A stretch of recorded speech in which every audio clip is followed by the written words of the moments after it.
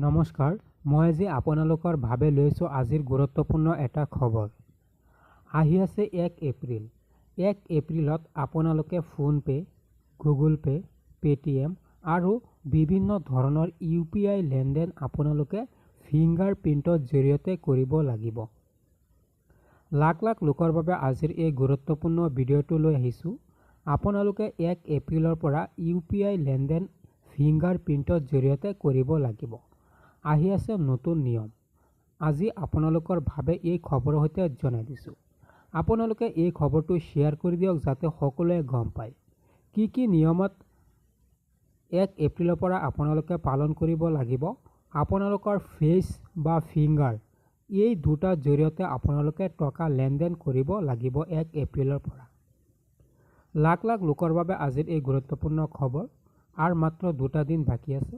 2টা দিন পিছত আপোনালোকৰ বাবে আহি আছে নতুন এটা আপডেট।